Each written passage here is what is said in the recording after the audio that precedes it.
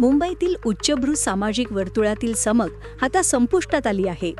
Social media influencer Orhan Awatramani, ज्याला ओरी म्हणून ओळखले जाते, त्याला 252 कोटी रुपये मेफेड्रॉन ड्रग्ज उत्पादन आणि तस्करी प्रकरणाच्या संदर्भात मुंबई पोलिसांच्या अँटी नार्कोटिक सेलने चौकशीसाठी बोलावले आहे.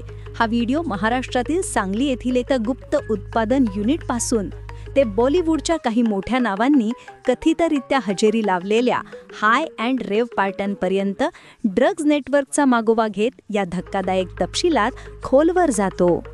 फरार ड्रग्ज किंगपिन सलीम डोलाचा उजवा हात असलेला कथित ड्रग्ज तस्कर मोहम्मद सलीम महम्मद शेख उर्फ लाविश याच्या डिपोर्टेशन आणि अटकेने या तपासाला सनसनाटी वळण मिळालं.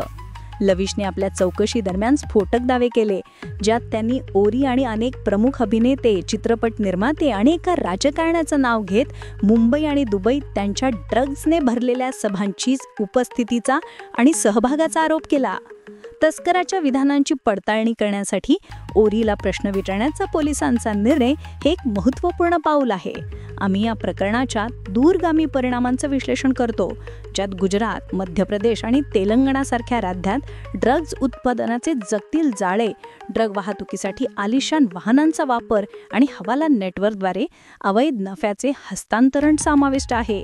हे केवळ एक सेलिब्रिटी स्कॅन्डल नाही, हे अंडरवर्ल्ड, आंतरराष्ट्रीय ड्रग सिंडिकेट आणि देशातील सर्वात विशेषाधिकार प्राप्त उच्चभ्रू यांच्यातील संबंधाचा एक अपूर्व दृष्टिकोन आहे. एएनसीचा तपास, जो 2022 पासून सुरू आहे, तो वाढण्याची शक्यता आहे. तसेच अंमलबजावणी संचालनालय म्हणजेच ईडी देखील मनी लॉन्डरिंगच्या समांतर चौकशी करत आहे. ही केस अखेरीस ग्लॅमर जगाच्या पडद्यामागची गाढ लपलेली सत्य उघड करेल का? संपूर्ण कथा जाणून घेण्यासाठी पहा